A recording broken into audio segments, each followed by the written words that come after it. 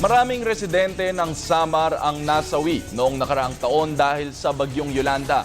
Subalit ngayon ay patuloy na bumabangon ang mga nakaligtas sa nasabing kalamidad. Kaugnay nito, patuloy ang lokal na pamahalaan sa pagbibigay ng tulong para sa mga hinagupit ng bagyong Yolanda. Narito ang report ni Haji Caaminio. Isang taon na ang lumipas mula nang tumama sa lalawigan ng Samar ang isa sa pinakamalakas na bagyo sa kasaysayan ng mundo, ang bagyong Yolanda.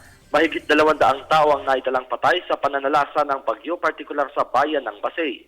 Marami rin ang nawalan ng tirahan habang nawasak din ang maraming infrastruktura dahil sa storm surge.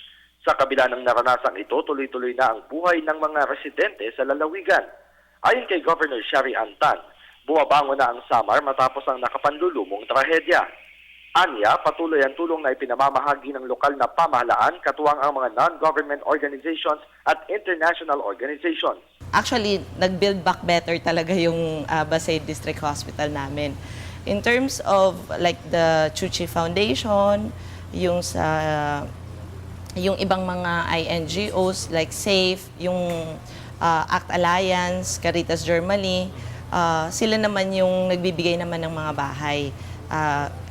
Either may iba na, like ICRC, they're more on the temporary houses. Yung iba naman like ACT Alliance, SAFE, Caritas Germany, sila naman yung sa side dun sa permanent housing. So, ang province naman, yung sa side namin, kami yung bumili ng lupa, NHA will do the site development, but we will still do the land preparation together with the engineering brigade.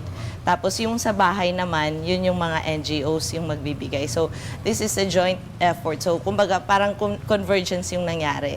Karamihan sa mga eskwelahan sa lalawigan ay nakumpuni na at regular na muli ang klase.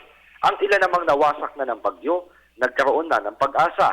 Kasalukuyang itinatayo ang eskwelahang ito sa tulong ng mga volunteer organizations.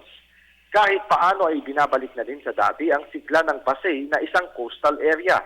At dahil prioridad ng lalawigan ang kalusugan ng mamamayan, isinaayos din ang mga ospital, gaya na lamang ng pag-amutang ito na nawasak din noong kasagsagan ng bagyo.